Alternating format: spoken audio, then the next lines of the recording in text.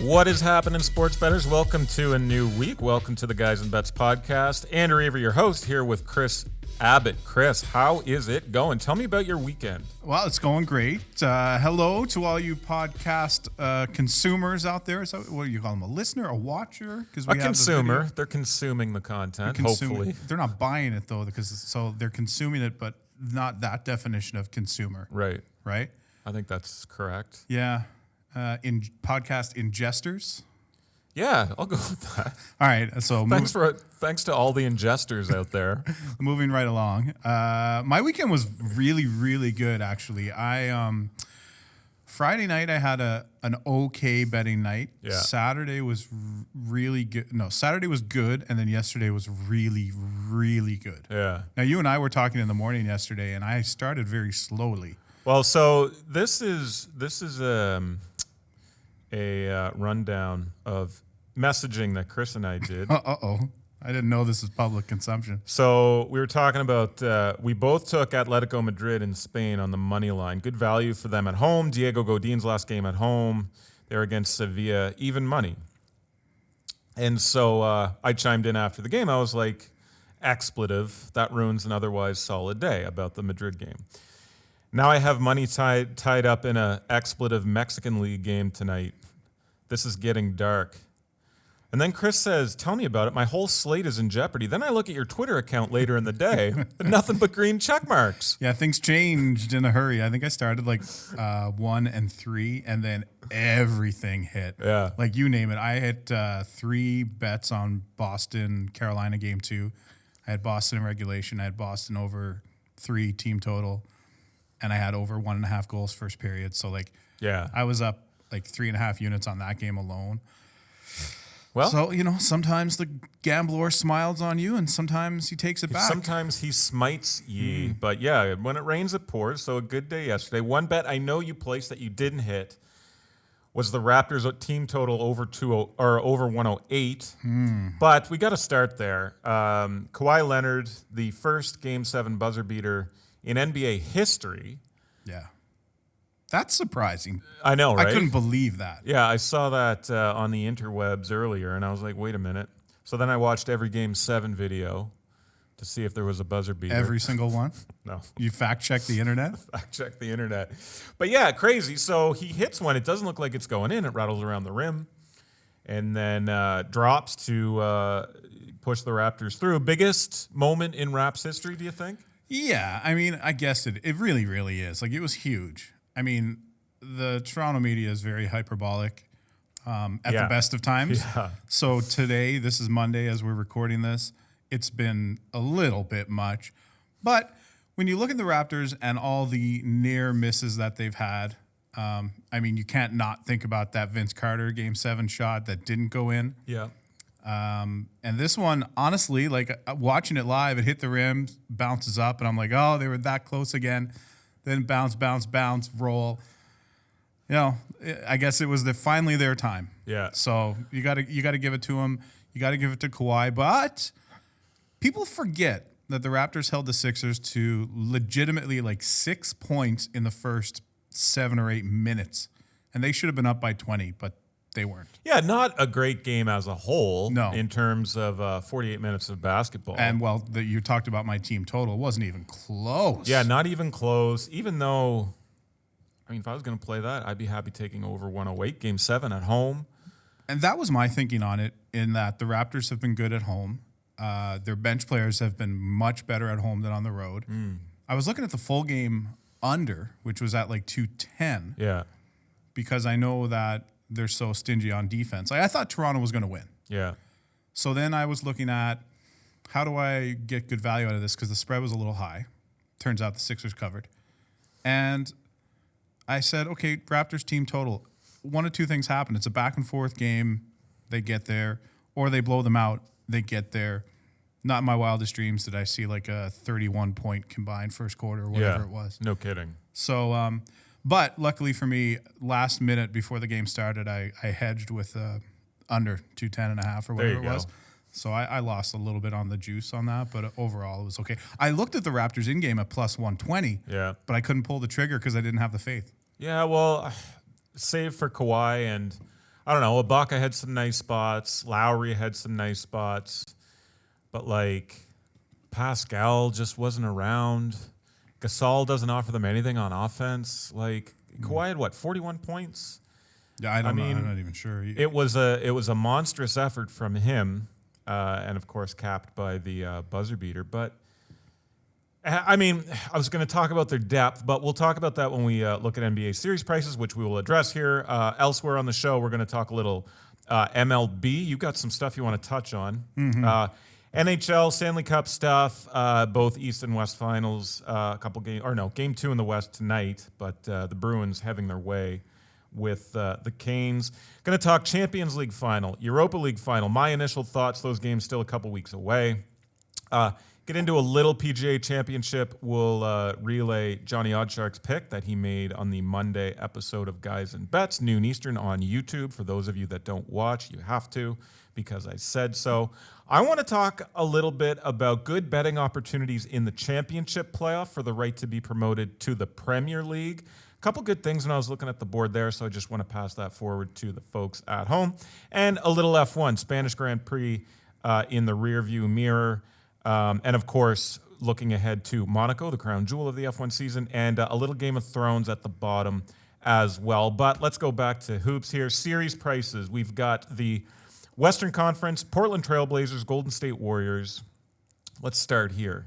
We know KD's out for Game 1 of this series, but we got the Blazers sitting at plus 375. Warriors at minus 550. I really wish this was the Nuggets instead of Portland. No disrespect to Portland. They've gotten the job done. I just don't feel like they have what it takes to beat the Warriors here in a series.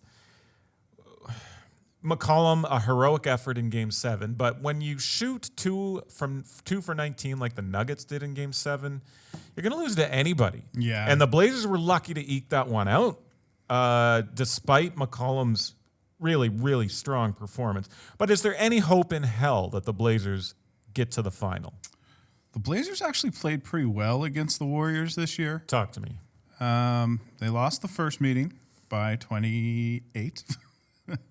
That was at Golden State. Yeah. They won the next game at Golden State, December 27th. But if you'll remember, that was pretty much the depth of Golden State's drought this year. Then Golden State won 115-105 a couple days later, December 29th. But February 13th, when Golden State had most of its team back, the Blazers won 129-107 on home court.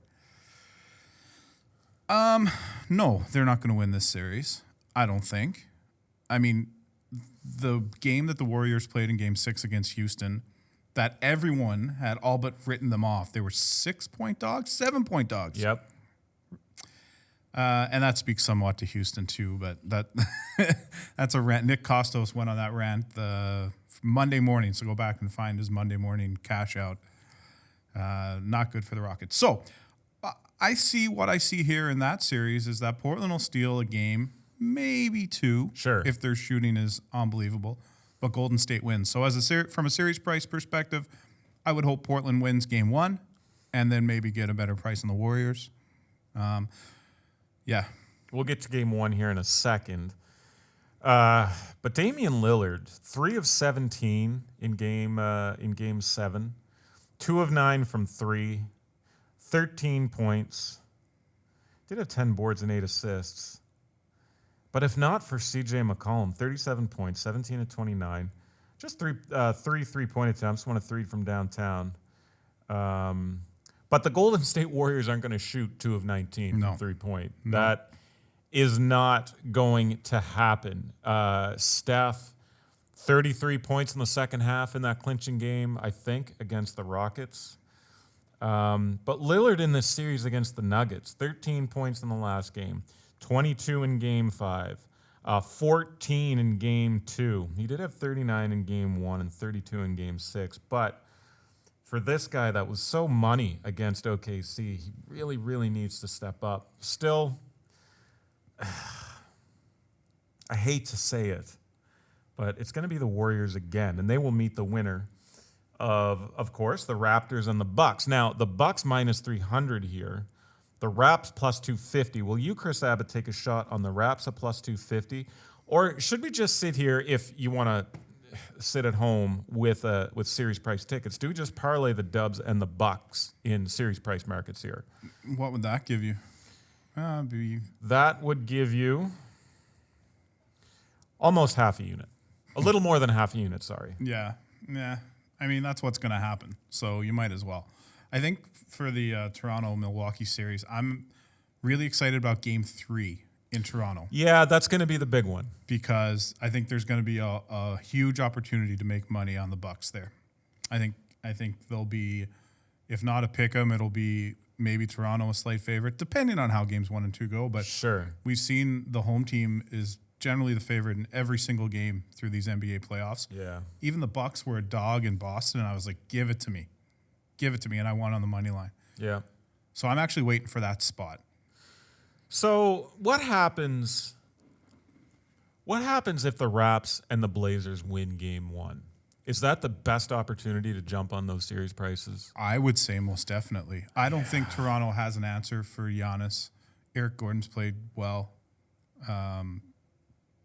Middleton's been fine. But I don't think... I think if Embiid remembers that he's not a point guard and tries to be a little bit more big man, the Sixers probably win that series. Probably. It really was a toss-up last night, to be honest. I mean, I know Marc Gasol, Defensive Player of the Year and all that, but Embiid is 6'10", 250. Yeah. If he went down and asserted himself in the post more, Toronto doesn't have an answer for that. And Giannis is going to do that, and that's going to be where they run into a lot of trouble. You're going to get foul trouble on Ibaka and Gasol. And, I think Milwaukee wins quite handily, frankly. They're 8-1 against the spread in the playoffs. Yeah, great stat there. I heard you mention that before we went on air for Guys and Bets today, Monday. That's insane. Yeah, it's crazy. And I think Toronto may get a little bit of that hangover too. We're over the hump from eliminating the Sixers, a huge Game 7. Yeah. They might get their asses handed to them in Game 1 in Milwaukee. So I think we can agree that Giannis is the best player on the floor in this series. Kawhi number 2? Yeah, I mean, I hadn't even thought about that. Those are two huge superstars. Yeah. And it'll be fun to watch them go back and forth. So who's the third best player on the floor in this series?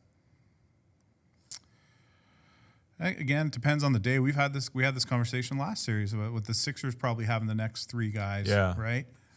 I mean, you can make a case for a slew of players. Milwaukee's deep, and that depth is going to be an issue for the Raptors. Huge. The games Toronto won late in this series, they used 7 bodies. Yeah, they used the starting 5, and then Freddie Van Vliet and Serge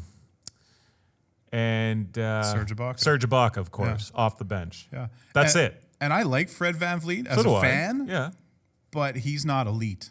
Fred Van Vliet. Can't even say it. Fred Van Vliet is not elite. Not elite. He is not. But yeah, that's going to be a concern. But I think to answer the question of who the third best player is going to be, it could one game it could be Siakam. The next game it could be Chris Middleton, or it could be anyone. We've got 2 legit superstars in the series. It's going to be fun to see how it plays out, but I'm with you. I think the Bucks sort of have their way. And let's talk about Game 1. That goes Wednesday, and I think I said Eric Gordon. I meant Eric. Oh, Eric Bledsoe, right? Yeah. Milwaukee opened as 6-point home faves, but that's moved a half point to 6.5. So you're all over the Bucks in this one. I mean, I am. I think, but I do in a playoff game anything more than 5 points for the favorite. Yep, sure. Anything more than 2 possessions, I guess, right? Yeah.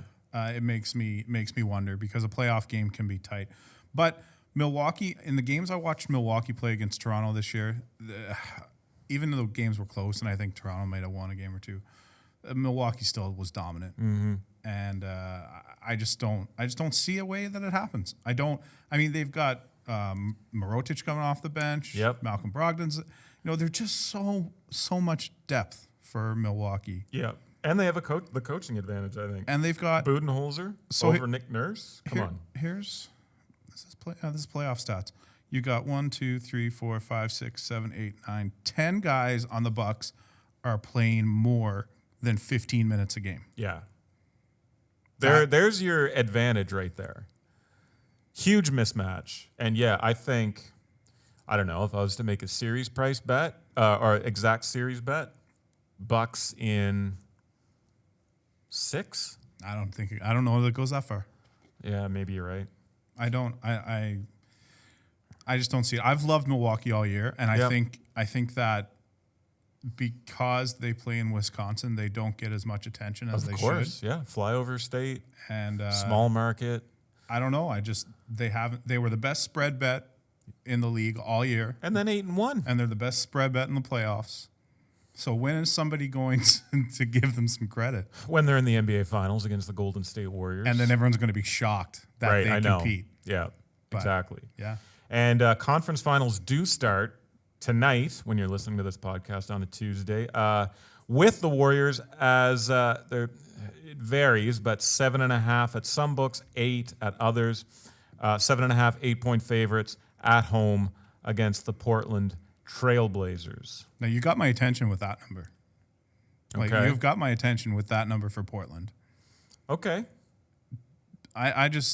Golden State, conversely, one of the worst spread bets in the league this year. Right.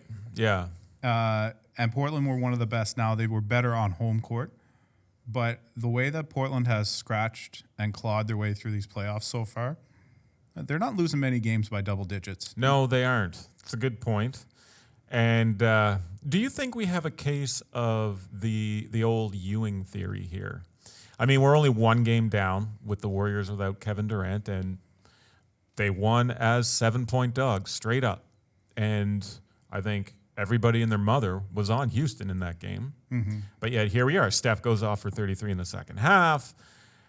You know, there was a lot of talk about Steph Curry in the postseason in that he hasn't necessarily had his playoff statement game. That might have been it.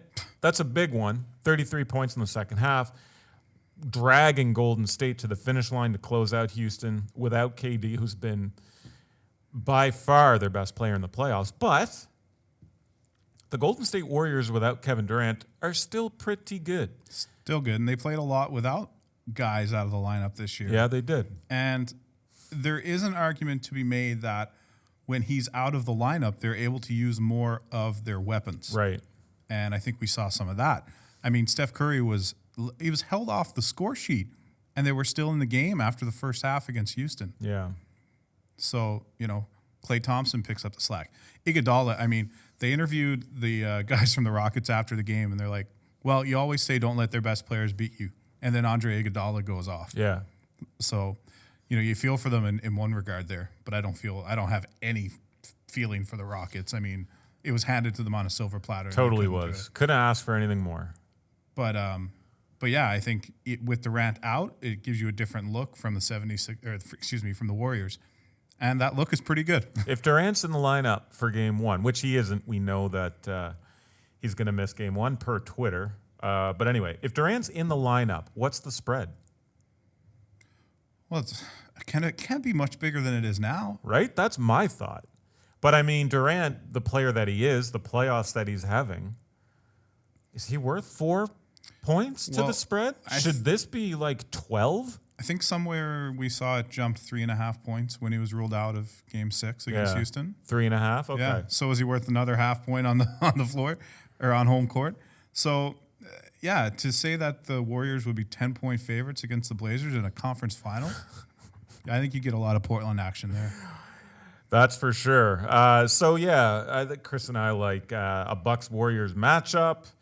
And Kris thinking long and hard about the Blazers Tuesday night, but I think the consensus is that the Bucks could absolutely come out and hammer the Raps in a hangover game in Game 1 on Wednesday night in Wisconsin. Let's go to the ice now, which we've got 2 conference finals underway. Game 2 going tonight when we're recording the pod, Monday, between the Sharks and the Blues. The Sharks up 1-0. That goes, of course, in San Jose, while the Bruins are just having their absolute way with the Hurricane. So let's look at Cup futures markets real quick. Canes down 2, 14-1. Blues down a game, 5-1. Decent value there. Sharks plus 170, but the Boston Bruins plus 105. Thoughts on this?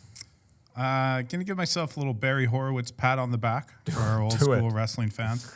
Back in February, I saw the Bruins at plus 2,800, and I was watching a lot of their games and said, this team is going to be hard to beat. And at that time, I was thinking this team can beat Tampa Bay. Turns out they didn't need to, and here they are now 2 games from the Stanley Cup final, and Daddy's holding the 28-1 futures ticket. Yeah. So that looks pretty good right now. I'd say, considering they're plus 105 now, basically just even money. Yeah, and I don't know, like, should they play San Jose or St. Louis in the Stanley Cup final, they'll get a tough time, but I'm sure they hope that series goes 7. Carolina might win 1 game at home here, but they're not winning this series. No. Series is done, basically. And I know it's hockey and crazy stuff happens all the time, but the beatdowns that Boston is putting Carolina through, I don't know. I think the Bruins come out here. It's quite possible. Like, it really is. It's just so lopsided. I've talked about it on a couple other podcasts, but it's a great story, the Canes getting through to the 3rd round. But they had to go deep into Game 7 and upset Washington, a team that had a rookie head coach and was coming off playing for the Stanley Cup the year before. Yeah, sure. So they're pretty beat down and a little bit of magic for the Hurricanes. Then they play the Islanders, who beat the Penguins, but the Penguins weren't great. Yeah. Then you've got an Islanders team that hasn't scored all year. They managed to find some for 4 games against Pittsburgh, and then it went away again. Jordan Eberle. Yeah, and, it went away. We talked about that. Can Eberle sustain the 7 or 9 day layoff or whatever? And he couldn't. Just couldn't. And none of them could. And even Robin Lehner, who was a fantastic goalie, he's a Vezina candidate this year, he wasn't great. Yeah. So I think Carolina had a decent path to get here, and now they're running into the real big boys, and they're done. Yeah. And I'll eat my hat if they come back and win the series, but it's not going to happen. Noted and witnessed. Chris will eat his hat. I remember as a Sens fan in the days when on the Sens roster we had Craig Anderson, Robin Lehner, and Ben Bishop. Yeah, and Craig Anderson's still a solid goalie. Like, Craig Anderson's fine, but look at I know Lehner is probably profiting from a very, very defensive system, 100%. which is obviously different. But Bishop and Lehner obviously fantastic goalies. I just long for those halcyon days as a Senators fan. One question I wanted to put out there. Those days will be back sooner than you think, by the way. Do you think? Yeah. I think Ottawa's got something really good going on there. Yeah, some good young pieces, Yeah, but they've got to get their off-ice situation cleared up. that's where it all starts. It's a joke, but I digress. Brad Marchand is sitting there tied for second with Bernsey in points in the playoffs behind Logan Couture with 15. Couture's got 17. I didn't know Marchand had that many points. But is there a forward? No, let's say skater. Is there a skater in this NHL postseason left among these 4 teams? Maybe even when the playoffs started. Is there a skater worth more to a team's money line than Brad Marchand? And think about everything this guy does that doesn't show up in the box score. Well, that's it. Even though Brad Marchand is this guy is about 5'7". I don't know what he's probably listed as 5'10". Yeah. He is a small human being. Yeah. But he makes everyone on his team 6 inches taller when he's out there. Yeah, it's true. Because this guy is not afraid of anything. He'd fight the devil. He'd probably win. Yeah. And if he didn't win, he'd at least have some good chirps for him on the way up. Yeah. So this guy is so valuable. He's learned how to walk the line when it comes to that. Do I agree with everything Brad Marchand does? Definitely not. He's a weasel at a lot of times. Yep. But it's effective. So, yes, he is so good at everything except scoring, and you just told me he's number 2 in scoring, 15 points. So that part, I didn't know that. I wouldn't have guessed that. What do you have in, and I know it's irrelevant for the listeners, but just so we can look back and pat yourself on the back even further, what do you like in tonight's game? Blues, Sharks, moneyline play or total? Yeah, money line is a little bit too much juice for me, minus 135 for the Sharks. I do think the Sharks win, but the bet I made was over 5.5. Over 5.5. And interestingly, Johnny is on... he's on the Blues. The under and the Blues. And the under and the Blues. But the way these games in the conference finals have gone, man, scoring coming fast and furious. Let's switch gears to baseball. All right. You coming off a pretty good Sunday on the diamond and with other picks as well.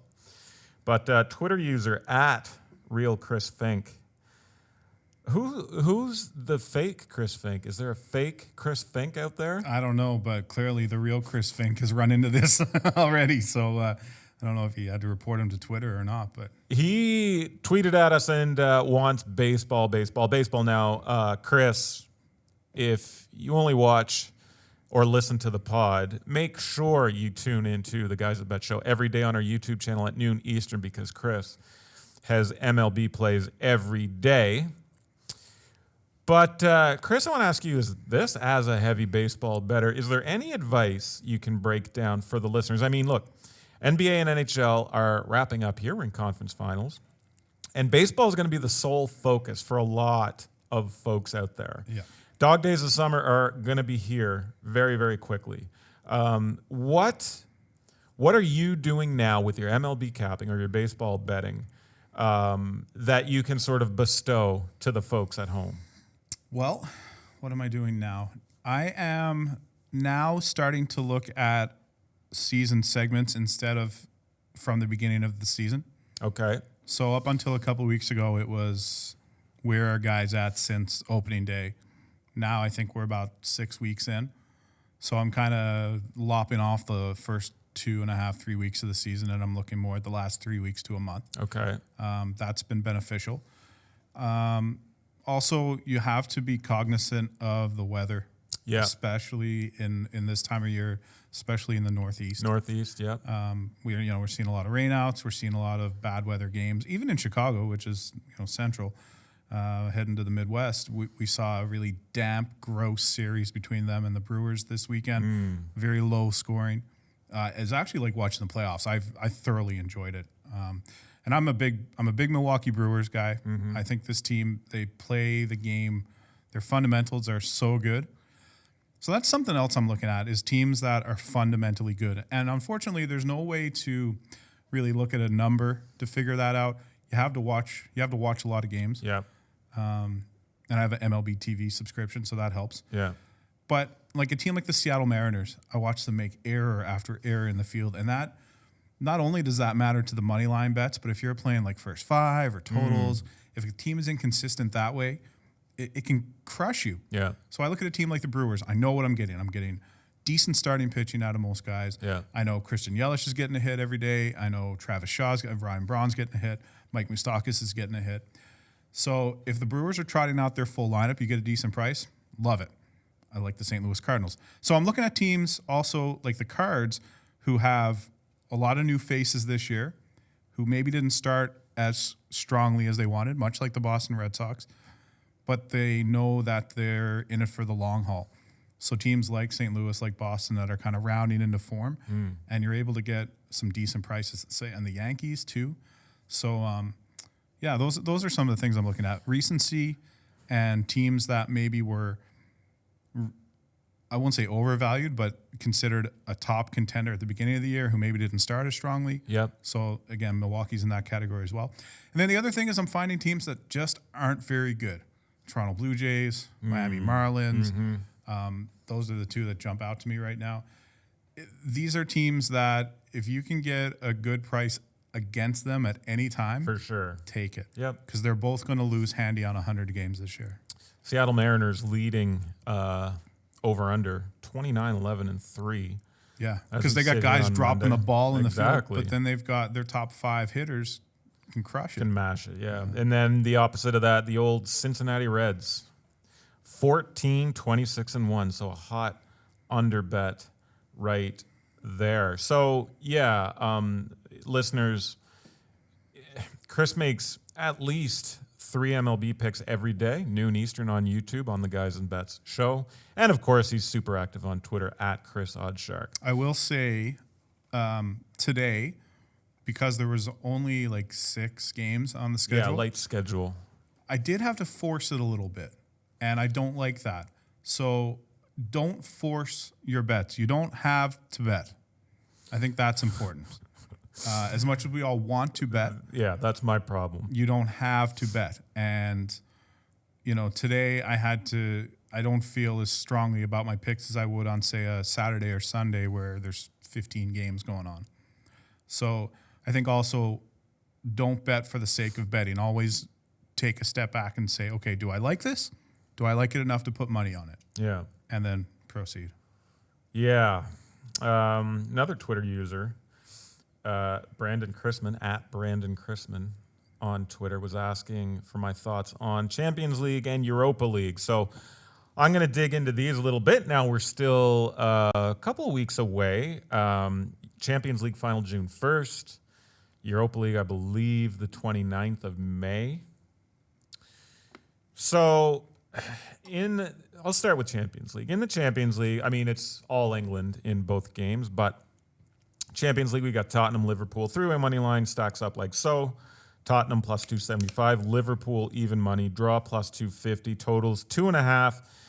Over is even, under minus 120. Liverpool half goal fave minus 105. Tottenham coming back minus 115. And then to lift the trophy odds. So if you're new to soccer betting, 3-way money line only counts for 90 minutes. So when you've got a game like this that can go into extra time, if you bet Liverpool to win this game in the 3-way money line, and if this is your first soccer bet, and then you're watching this game, if it's 1-1 after 90 and it goes to penalties, but Liverpool wins after penalties, your Liverpool bet doesn't cash. You've taken the 3-way money line, so that's 90 minutes. So you got to go in, dig a little deeper, and you've got to look for team to win the cup. So we sit here right now, Liverpool minus 200 to lift the Champions League trophy. Big chalk there, Tottenham plus 165. So I'm putting out a column on this. I do a column every week. I post it Fridays, looking at best bets throughout Europe. I don't know when I'm going to post it. Like I said, we're still a couple weeks away. But anyway, as I sit here today, this is what I like. So Liverpool won both of these meetings in the Premier League over Tottenham by scores of 2-1. Tottenham was hard done by actually in the second meeting, thanks to a late own goal to seal the Reds' 2-1 win. So if Harry Kane plays, bettors should note this. Kane has played 9 career games versus Liverpool and has only won 1 time. He has 4 draws and 4 losses. But he does have 5 goals and 2 assists, though. So he can score. So maybe Harry Kane to score any time might be your bet. That'll be around, if he does play, of course, it'll be around even money-ish. If you get it on the plus side of things, it'd be a good bet. Liverpool, of course, not short of firepower. Mo Salah has played 8 games versus Tottenham, 4 wins, 3 draws, and it has 5 goals. So Mo Salah also, of course. Do you know, I find when I go to a buffet, I don't want Mo Salah. I want less Salah. Give me the meat. I was gonna call Ishan for the boo sound effect, but I'll let that one go. That's not bad. Sadio Mane has scored just twice in 9 games versus Tottenham. But here's what I like. Total is 2.5 in this game.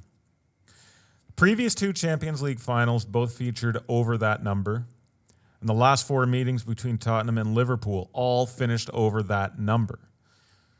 So as I sit here right now, days before I post my column, which will feature my 3 favorite bets for the game. This one might be in it, I don't know. I like both teams to score an over 2.5 at plus 110. I think a little bit of this hinges on Harry Kane playing. I think if Harry Kane is confirmed to be in, I will hammer the hell out of this. If not, I'll think long and hard about it. I mean, we just saw Lucas Moura score a hat trick in the second leg of the semifinal against Ajax. So over 2.5, both teams to score an over 2.5, plus 110 as we sit here on May 13th. I like that one a lot. And I know you like an over 2.5, both teams to score Tottenham bet as well, as you cashed that one in the Everton game yesterday. Yesterday. Sunday, yeah. Yeah. What'd you get that one at? Like minus 105? Yeah, just shy of Very even. good. Yeah. And it was looking like it was looking in peril for a little bit because Tottenham scored like 3 minutes in? 3 minutes in, you didn't then- even turn the game on. I was telling you to back the over because I bet the over 3. I was like, dude, there's a goal. And Chris was like, I didn't even turn the game on. And then there yet. was nothing for the next hour. Literally one of the worst games I've seen this season from Tottenham. They were just so content to sit on a 1-goal lead and play the rest of the 90 minutes out. And then it just opened up. There was another 3 goals within 5 or 6 minutes. Yeah, wild. so one of the goals scored by Theo Walcott, who used to play for Arsenal. And one thing you need to know about Spurs, me as a diehard Tottenham fan, I watch every game. If Tottenham is playing against a team that has a former Arsenal player or a former Tottenham player in the lineup, bet that player to score anytime. Just always happens. It just always happens, especially old Tottenham players playing against Tottenham. Like, I think we've seen it with Andros Townsend and whatever. List goes on and on. But Premier League's done. We'll talk more about that in the podcast in the summer when the new season starts. Europa League stacks up like so. 2 London teams in this one. Is this odd for it to be all English teams? First time it's ever happened from any league. Okay, that's from any league, not just English. Not just England. But there's usually an Italian team in there somewhere. No, Italy's been the league that's dominated both of these tournaments has been Spain. Okay. Spanish team has won the last 5 Champions I think that's League. what I was thinking when I said Italy, because I was thinking Madrid. I was thinking Ronaldo, but he played in Italy. He played too, in right? Italy this past season, Yeah. Madrid always wins. Sevilla was winning Europa League. Don't get me started on Sevilla. Yeah, no kidding. Chris and I on the Atletico Madrid money line. I digress. Europa League stacks up like this. Again, 3-way money line betting, 1x2 as it's sometimes called. Chelsea plus 125, Arsenal plus 215, draw plus 235. Total, 2.5 again. Over even money, under minus 125. Spread betting's a pick. Chelsea minus 145. Arsenal plus 120. So remember, that's 90-minute betting. With the possibility of this going to extra time, you got to look at to win the cup. We got Chelsea as the favorite at minus 150. Arsenal at plus 125. I'm probably not the best person to cap this game. You hate Arsenal. Because I despise Arsenal. But here's what I'm thinking here. And again, this might change. We'll do a podcast the week of those games, and I'll have something definitive for you guys. These 2 teams split their 2 meetings in the league. Chelsea winning 3-2 at Stamford Bridge. Arsenal winning 2-0 at the Emirates. Arsenal has easily played their best football during the Europa League. They got through 2 very good opponents in the last 2 rounds in Napoli and Valencia to get here. That's no small feat. And 2 hostile environments on away games as well, in Naples and in Spain, Valencia. Arsenal manager Unai Emery, who came in to replace Arsene Wenger in the offseason, has won this tournament a lot. I talked about Sevilla winning Europa League. This guy was their manager. He knows how to win, and he's obviously hoping to punch Arsenal's Champions League ticket via winning Europa League here. Looking at player numbers, best player on the pitch is going to be Chelsea's Eden Hazard. He's played 14 league games versus Arsenal, won 8, drawn 4, and lost just 2. He has 4 goals and 2 assists in those games. Arsenal has a lot of new players, so you throw those stats out the window. Lacazette did score in the 2-0 win at home, though. I haven't capped this game very much at all, but as I sit here today, my lean consists of an emotional hedge, and it's going to be Arsenal to win the cup at plus 120. Now, if Arsenal wins this and I win money, fantastic. That's great. But if they lose and I lose money, I'm very, very happy with that. I don't advise you folks at home to follow that method of betting, but for me, it's worked. I closed the Premier League season fading Arsenal in a number of spots, and if you pay any attention to the Premier League, you know that they left a lot of points on the field this season. Very happy with that. For Champions League, both teams to score over 2.5 plus 110. For Europa League, Arsenal to win the cup plus 120. Not the 3-way money line, to win the cup plus 120. I love it. I also love that you would pay money to watch a team lose. I have no problem with that. I've got no problem doing it. I feel like some of my line of ex-girlfriends would be like, yeah, we paid money for this guy to leave. I know exactly what you're talking about. Yeah, we are happy. I don't care if it costs me financially and emotionally. He is gone, and that's all that matters. That's right. So in the first leg against Ajax, I actually emotionally hedged. I bet Ajax. And another guy that works here, Rob Kreitz, another diehard Spurs fan along with me, we talked about it. We're like, how much are we willing to win if Tottenham loses? And so I put a little bit on Ajax, and Bob's your uncle. That's how you make money in the emotional hedging world. Yes, I need to get myself an emotional hedge fund manager. Don't let it be me, because you'll see a lot of soccer bets. You a big golf bettor? I'm not, but I do like it because, especially in these big events, because you can bet along with the hole, like hole to hole. Yeah. I do like getting a guy on a ticket and then watching to see how he does.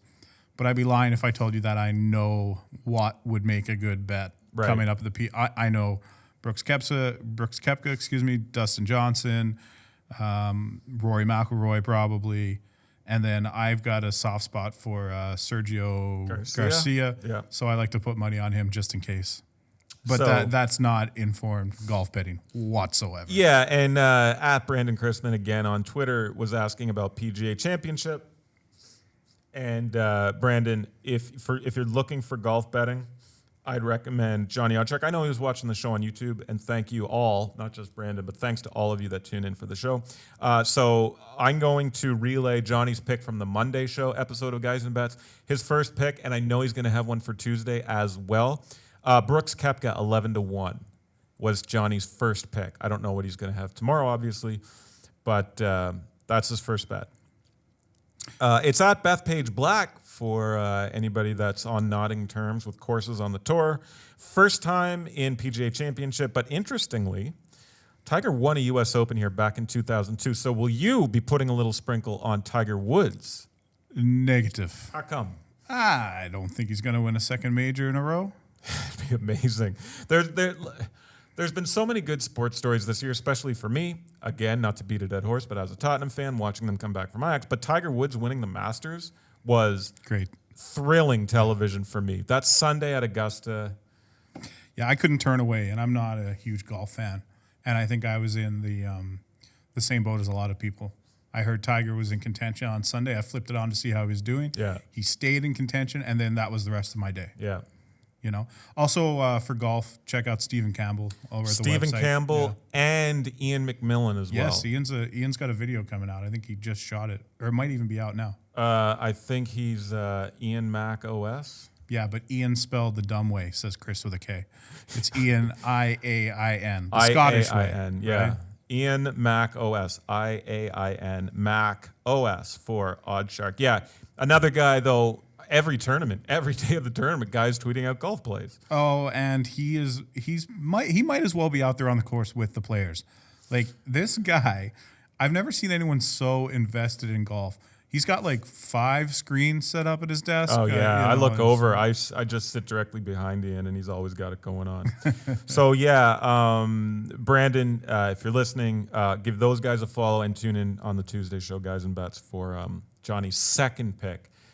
For the tournament. But listen, I've been in this industry for 7 years. Johnny Oddshark gave me my start. Nobody loves to bet golf more than Johnny Oddshark, although Ian's really, really bringing up the rear here in that category. Ian, though, likes to bet on whatever he can bet on. That's true. We have a group. I don't know if any of you folks out there use Slack in your office workplace, but it's like an MSN Messenger for grown-ups.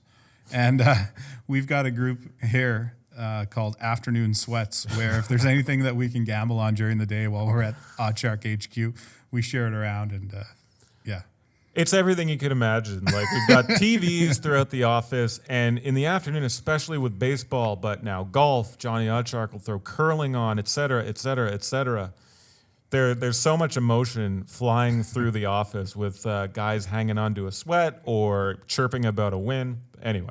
I think the most fun part about that, and probably not, like people may not realize that those of us who like are on air and like faces of the company, make up about 5% of the people I who know. work here. Yeah, that has to be known.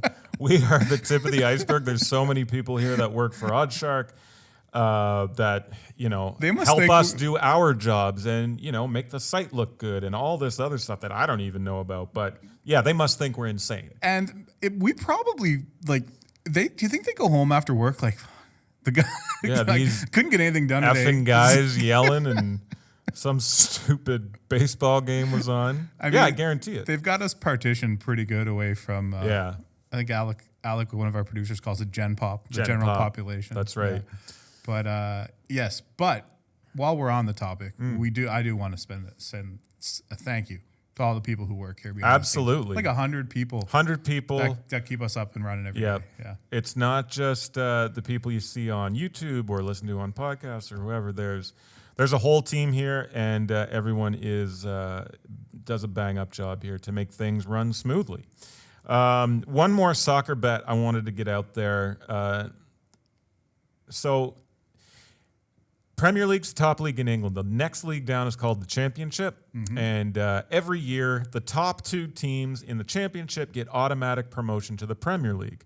The next 4 do a playoff. And I found some pretty good betting value for this playoff. So we've got the first legs were last weekend. We got Aston Villa up 2-1 on West Brom and Leeds up 1-0 on Derby after the first leg. So to get promotion, you can find Leeds at plus 125, Aston Villa at plus 137 to gain promotion to the Premier League. So obviously there's only a spot for one, but a good bet on either of those, the winners will face off. It's looking like it'll be Leeds Villa.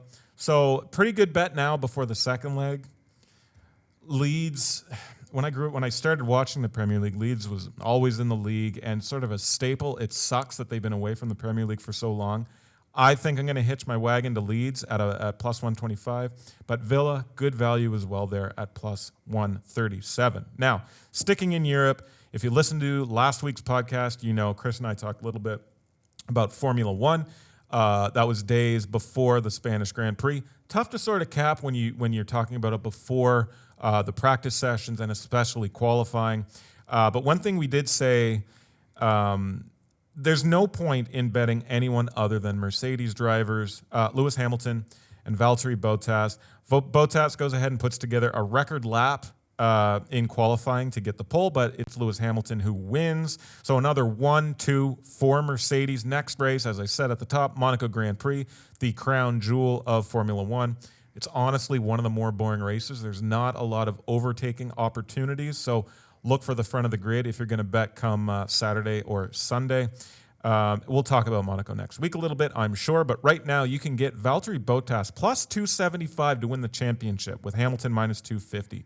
I think that's real good value for Bottas, especially the way he's been driving that Mercedes. I mean, yeah. Hamilton is a 1-point lead. There was a span in last year's championship. Hamilton had maybe 2 DNFs in a relatively short span of time. Yeah, I think plus 275 is pretty good for him. He's going to finish 1 or 2. I don't know if you can get an each way on that on the championship. I didn't see anything. But here's the thing that would concern me about that is that Lewis Hamilton came off qualifying and in Lewis Hamilton diva fashion was complaining about his car. Yeah. And then went out and won the race on Sunday. So he's still number 1 there. He's still going to get absolutely, the preferential treatment. But I think it's very impressive what Valtteri Bottas has been doing. He's been excellent. And I also there might be something else there in terms of fading Ferrari to be on the podium. What a disappointment. And it's every year with Ferrari since Mercedes sort of asserted their dominance of the sport. Every offseason, especially during testing, Ferrari cars, the talk of the town with how fast it is and how good it is. Now, Ferrari's strategy has let them down a lot through 5 races thus far. They changed team principal. It was Arriva Bene last year. They got a new guy. This season. It just hasn't clicked. Vettel disappointing, missed out on top 3 Sunday in Barcelona. But I mean, the team, like looking at the standings here, Hamilton has a 7-point lead on Bottas.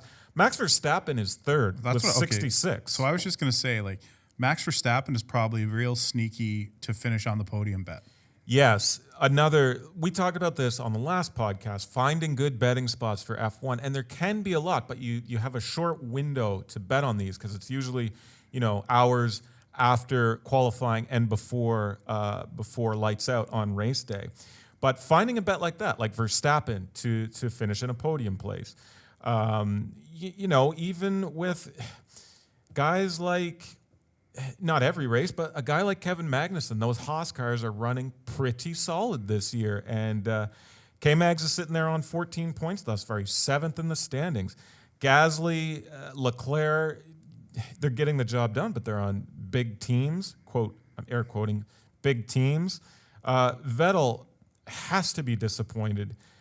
And this isn't going to end well for Ferrari. Monaco is going to be an even stiffer test because of, like I mentioned, the lack of passing opportunities.